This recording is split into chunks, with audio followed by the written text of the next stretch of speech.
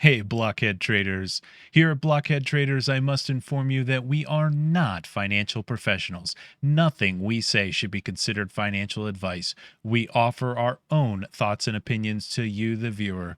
We expect you to take these thoughts and opinions and form your own financial conclusions and make your own financial decisions. Today is Wednesday, October 13th, and this is Blockhead Traders Weekly. Several weeks ago, we told you about a ticker SESN that went from $6 to 85 cents in one tick. Can we go the other way now? Can we go from 86 cents to $6? We're going to take a look this week because SESN is moving. Also, the bots have been listening to us, and I think we're influencing the market in SHIB. I think they listened to last week's episode and they reacted quite strongly through their YouTube comments and the performance of SHIB in the market. However, before we jump to those topics, I'm going to bring in fellow blockhead trader Viper XL 007, who will be joining us this week. Additionally, I want to give a shout out to our Discord channel, link in the description below. The bots are looking for it. Are you? We'd love to hear you. Hop in there, say hello, tell us what you're trading, tell us what you'd like to hear. Additionally, there's another link in there, thetagang.com/sprocket888. It's where I post all of my trades, the good, the bad, and the ugly. But let's hop to this week's topic of SESN. Viper, what's going on? Are we going 86 cents to $6 here? That's a bit of a moonshot. That's the kind of thing that would happen in crypto. But I need my Lambos. Pharmaceutical that, yeah, I know. Mine's in the driveway. You didn't get yours delivered yet? No, it's a chip shortage. We're on a wait list. Just waiting on the computer. Yeah, so it's interesting, and really what's making this interesting is also what SESN is. I mean, this is a pharmaceutical company that the reason it plummeted was somebody owned the lion's share of those stocks that was up at 6. They got to dump all of theirs when the company got denied FDA approval of their bladder cancer treatment drug. Avoiding discussion on how that can happen. What's interesting to me is what happens now. You know, I mean, obviously they didn't completely fold. You know, they're still developing their drug. They basically got recommendations from the FDA of like, go fix this and then let's talk. So, you know, I mean, they're still technically going, they're still technically developing. But I mean, you know, anybody that watches this knows, like, I mean, we haven't been here before. And pharma is dicey and it can cut deep, hence the $6 drop. So, let's take a look here, hop over to what are we doing? So if we look here, what we finally got was we got a little bit of life happening here. As we're looking at the daily, so the last 2 days, we're getting some solid up candles. We're clearing some declining resistance levels, and we're about to test this one up here. All in all, looking pretty solid as far as gaining some form of momentum. We're getting some volume coming in here. So all in all, an interesting move, but let's remind ourselves where we came from. Obviously, here's the big dip. So what we did after I took a bit of a loss on that drop, we formulated an interesting play idea. Now, it's important to keep in mind one of the key aspects of this play idea was that rock bottom is right here. Like, you know, I mean, that was part of what made our current long-term play interesting, was rock bottom is right there. And so that to me was an important piece for what we've done. So let's take a look here at basically what we did was bring the play into view here. And you can find us talking about this detailed play with a link that we're going to put up there in the corner, back the previous episode, which happened the day after that monster drop. but generally this is the play we set up. And this is also just an interesting exercise in options and just really tweaking different creative ways to use them. So what we see here is the main meat of the play was we bought $1 calls, and these expire in February of 2022. So February 18th next year. So this is the duration of the calls that we bought at the $1 level. So obviously, that means come February 18th, we are at risk of having to buy however many shares of the contracts that we bought for $1. So given that, I mean, we chose that was the furthest out in time we could go at the time. And the reason for that was the price was plummeting. And the idea is that to get it to kind of run up to where we could sell covered, or I mean, what would you call these, poor man covered calls? Yeah, it's essentially a poor man's covered call because we don't actually own the shares. We're just long the long calls. And so what we were trying to do back then is eat delete the premium. So if you go back and watch the episode, the $1 calls were actually pretty deep in the money when we bought them. And the reason that we did that is because whenever you buy your calls, just as a reminder, you're paying premium on those calls. And the farther away from the money you get, either out of the money or as you get farther away from the money going deep in the money, that premium actually goes down. So we pushed into the $1 calls to reduce our premium because the extrinsic value was much lower and we were basically just buying the intrinsic value at the time. So the idea was if we didn't pay that much extrinsic value, we were hoping to sell a couple of covered calls along the way that would remove that extra extrinsic cost, and we would just be left with the intrinsic value to be long from $1. Yeah. So let's go into those mechanics just a little bit here, because we've already got one round done. And that is kind of what I want to talk about here. And what we're hoping for is to be able to do this a couple more rounds. And that's why we're excited about the pop that's happening right now, is not because we technically have any shares open. We need that pop in order to get this, to get some calls, so another round of calls done. So what we're looking at here is when we absolutely started this, back here, up to the top green line right here, the top green box, that was essentially, it's now green, but it would have been red initially. And what that is signifying is saying, from the top line here all the way down to 0 is where we're at risk of breaking even at the very top, all the way down to losing money. So we lose money in all of this scenario here. The reason we lose money is if the price of the stock is anything below 179 at the time we started this. We lose money because $1 of that is tied up in what we have to pay for the contracts. And then the premium that we paid to be able to buy those shares at $1 was that 79 cents to fill the rest of this gap. What we did was, the first thing we did was we took these covered calls that were at $2, the $2 strike, and those were on a September 17th expiration. So we sold those. And this green box is now what the premium we got off of those calls. The premium now subtracts and reduces our risk to now around the $1.64 mark. So now we went from $1.79 as our break even to now $1.64 as our break even. So come February 18th, if the price is $1.64, we break even and we lose money anything less. So that's the general idea. So what we would like to do is to get this price to come back up, because as it comes up, premium starts going up on these upper strikes. And ideally, when the price starts to come up, if the price can get up into this white box, that's where we could either start looking at selling $2 calls.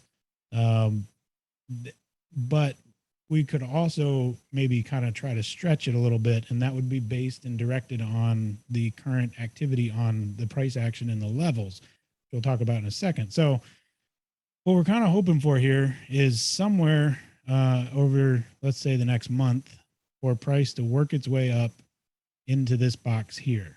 Let's say that happens. Then we start looking, and the whole time, I mean, this white box is not definitive. It just looked pretty to put it right here, but it is also a little indicative of when we're really going to be interested in checking the options chain. But I mean, if it jumps really fast and really juices that volatility into the price, it's very possible that, you know, around $1.30, $1.40, we could start looking at the chain, possibly selling some more covered calls. So assuming a more slow, natural run up, let's say the white box, when the price comes into that white box, is when we want to start looking at our next repeat of what we've just did at the beginning of this play. And like I said, based on the options chain, I believe it's $1 strikes. There's no 50-cent or 25-cent strikes on this. So we could potentially sell the $2, depending on what premium is, but it would be nice to sell the $3 up here, because that gives us some more buffer to keep running a little bit. And important to that is this 250 level here. This is a level that, if we quickly zoom out, and I mean, the level first appeared earlier in the chart, but for all intents and purposes, for me, there were two key points recently when this level appeared as a very strong swing resistance indicator. And it was specifically a swing denial on this swing here. This next swing actually took the level, and then we blew back down through it. So 250 is a level that I think will be important. And so that's also kind of a driving motivator for selling this $3 call. Is let's give this 250 level time to potentially react and reject. And then, you know, if price balances out somewhere around here, you know, then we aren't stuck with assignment on, you know, having sold these $2 calls, and we could potentially wash, rinse, repeat, and get another cycle out of this and bring this risk box down a little bit. That's the hope. And in a nutshell, the play that we have going on. The next couple of days will be interesting, because when we test this previous resistance here, we could get another pop, but we'll see. So, yeah, is there anything missing on here? Yeah, the one thing I'll call out, it's not really missing. The technicals or mechanics of what this is going to look like is going to reflect a lot differently in the option chain from when we entered this trade. So when we entered this trade, there was extreme downward pressure, and basically everybody was running for the hills. There was no value in the call side of the options at all, really, which is why we only got like 15 cents for our $2 calls at the time, because the world was coming to an end at that time. Now, the situation is reversed here. And if we get the momentum to the upside, you're going to see tremendous call skew on this underlying. Right now, the volatility, I think, is over 200%. And as that pushes up, that volatility is just going to increase. And the number of people entering the calls, the number of call contracts that are going to be getting written out there, is really going to skew the premium to the call side. And so I think it is extremely reasonable to expect pretty thick call premium on a $3 strike if we get this continued rally up towards that white box. And we're going to watch it, because remember, our calls are long essentially from $1. So assignment at a $3 call is a $2 profit right out of the gate. So, you know, it should be a very different dynamic as we're driving up instead of crashing down. And that's when you go into premium selling. I mean, this is kind of a moonshot play, at least. You know, my goal was to collect enough premium to burn off the extrinsic value and then pocket whatever money is above there when this thing goes towards expiration. However, because we're doing the premium selling mechanics, it's important to note that the best premium that you're going to get is when the stock is challenging in that direction. Okay, and it's real uncomfortable, or can be uncomfortable to do, and I expect that it'll be a little uncomfortable to sell the calls when we sell them, and that probably means we're doing them at the right time. But as this price is driving up, we're going to want to say, oh, it's going to keep going. It's going to keep going. I'll just wait. I'll just wait. But the highest premium is going to be on the call side while the price is moving up, which is why it's important to call out this level, because we know, hey, there's a high probability of a reaction at this level. So this is the strike I'm going to hit. As I push into that white area, I'm going to sell at that defined strike of $3, and it's going to feel uncomfortable because the volume, hopefully, and the price movement is going to look like this thing's going back to $6. And that's the real uncomfortable part. And the reverse is true. When you're selling premium on the put side, you're going to get the best premiums when it looks like there's no bottom and the stock is falling. And so that's an important thing to remember when you're premium selling, is a lot of times the best time to sell is counterintuitive because it's when it feels the most uncomfortable. Yeah, absolutely. And that the whole idea behind you get your best premium when it's challenging in the direction you're trying to sell is exactly why we have not rolled a new play. I mean, this earlier covered call here expired September 16th, September 17th, and we have not refilled because the premium just 100% is not there. And that is because look at the price action here. It's just dropping, dwindling, just low volume, nothing happening, nothing challenging. And then the last couple of days we get that push. And this is barely a spark at this point when it comes to that volatility and premium we're looking for. But yeah, it's very important to understand how this kind of interweaves a lot of the things we talk about when it comes to options trading, premium selling, and price action and price levels. Because price levels, I mean, this is just a total and very reckless, dangerous crapshoot if you're doing this without identifying levels. Not necessarily this exact play, but premium selling in general. Because, like Sprocket was saying, if something is just running to the bottom, and you don't have an idea, I mean, nothing's guaranteed, but if you don't have an idea of where that bottom could potentially be, then you're just throwing it all on black and, you know, waiting to see what happens. And so that is obviously not a good idea by any stretch of the imagination. So, and again, the interesting piece of this play as to why do it is specifically, like I said, the risk was so clearly defined because we're up against the bottom. We're up against zero. Zero is the end. Like the Sesson just going bankrupt, nobody buying it, it just going to zero. That's it. And so this was such a clearly defined risk of, I mean, you can define risk in any play, but this was a very like, okay, back against the wall, let's go down with the ship, you know, kind of thing. And are we okay with losing whatever money we tied up in this play? And that's the other key piece of it, is being okay with that risk acceptance. And then on the upside, you know, if it does run, and you know, that's another reason, in addition to the price level, another reason to pick up here at $3 is assuming the premium's there.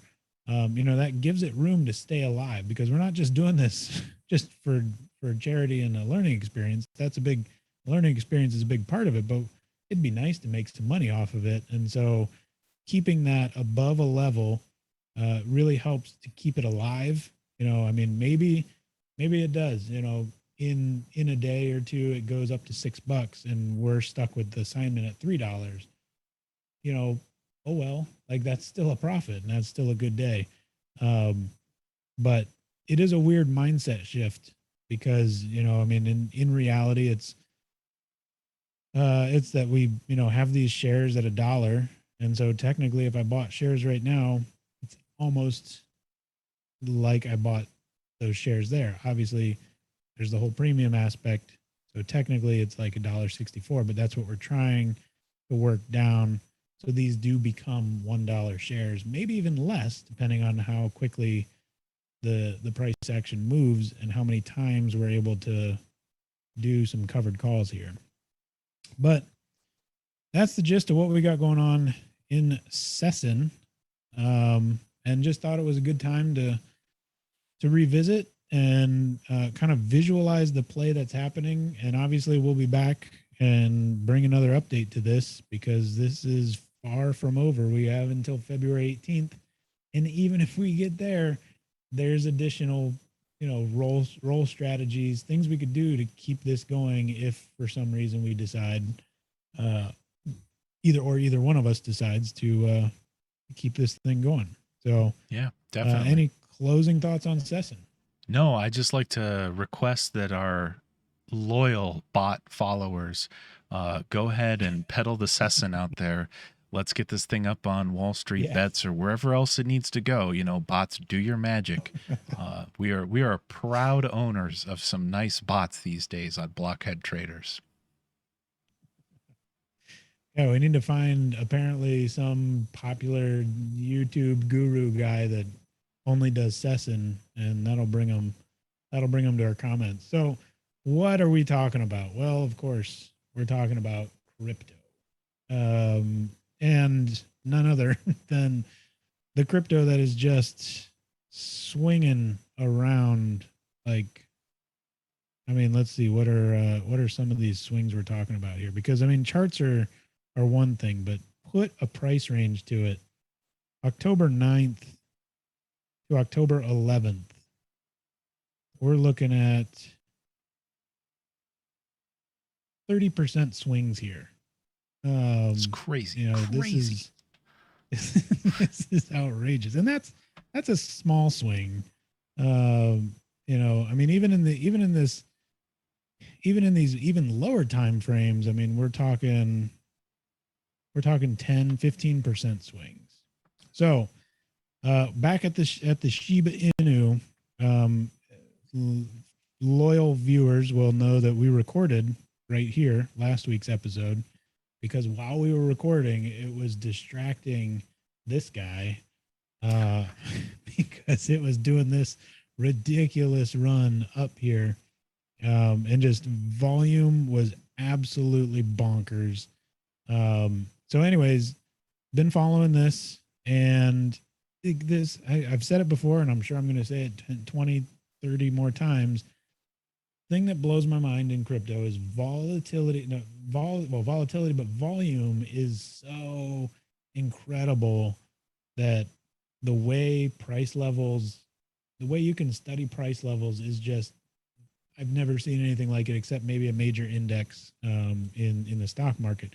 So that is to say, you don't have to trade crypto, but when you want to start getting in the mindset of price levels, look at crypto charts.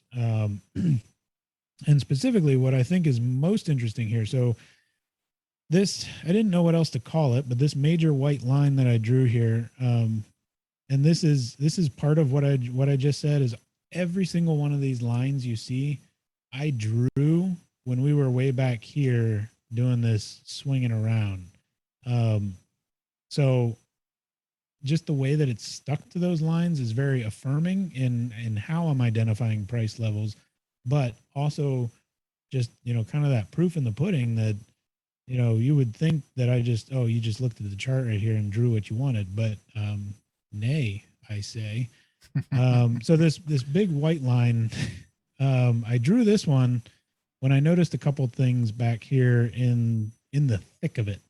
I noticed that every time we got near a test at this level, volume just went ballistic. And that's these candles down here. And I know, again, these don't mean much when you're just looking at them here, but this volume here was on the order of 2 billion transactions we're looking at 15 minutes. So that was a 15-minute window with over 2 billion transactions. Now, it's an important point to point out that the price on these is so cheap that people are probably buying and selling 5-6 million coins.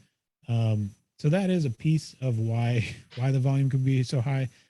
but I thought it was interesting that the real big volume came out when we started touching this level. So I don't know what that means other than I wanted to make note of it. So I made this big fat white line and I labeled it to say, hey, at least once upon a time, this was a really important level that just really pulled out all the orders. And when it pulled those orders out, it didn't like shoot to the moon or go to the ground. It kind of held like it was a total tug of war back and forth. So I thought that was interesting and worth calling out.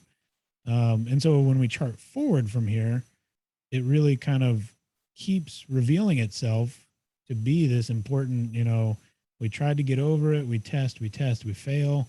Now we come up, dink, dink, dink, dink.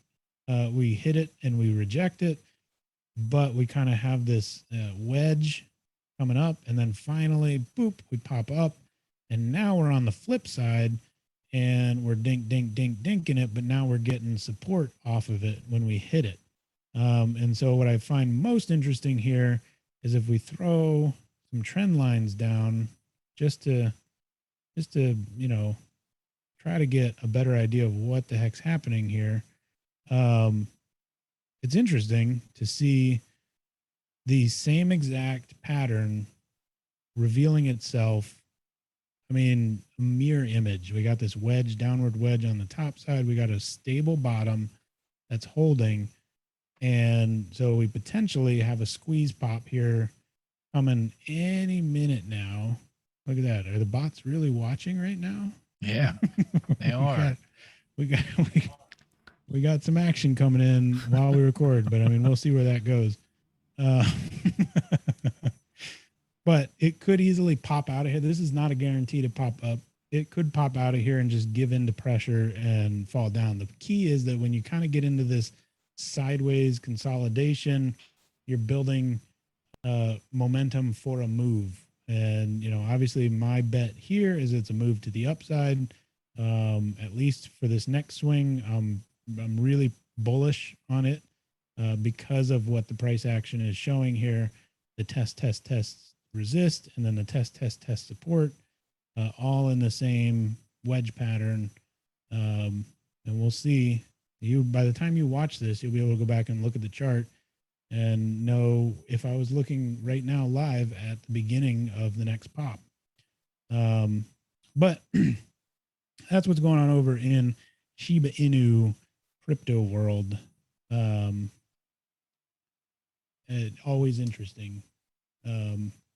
Still no crypto for you though. Getting closer. I went ahead and logged into Coinbase Pro to see the difference there with the different order types and things like that, because I did have a Coinbase account over the summertime. We had a little bit of a bet going on, and I ended up fulfilling my obligation as that bet by purchasing some Dogecoins. So I got a Coinbase account to do that. But yeah, with the kind of talks that we've had recently about the different limit orders and things like that in Coinbase Pro, thought I'd at least get the account open there, which I guess it's the same account because it had the same information from my regular Coinbase. Haven't traded, haven't funded it yet, but I guess one step closer. I can tell you the volatility that exists in crypto, man, do I wish they had options. Yeah, that would be, I don't know. I mean, it's hard enough to get just regular orders filled. I don't know that options would go much better. Yeah, they've got Bitcoin futures options on Bitcoin futures. I can't quite trade them, and they're a bit too big for my account. So one Bitcoin future, an option in Bitcoin futures represents one futures contract of Bitcoin, and one futures contract of Bitcoin is either 3 or 3.5 Bitcoin. So yeah, messing around with that product, you're touching $150,000, $180,000 notional value, and that's just a little too big for me. Just a bit.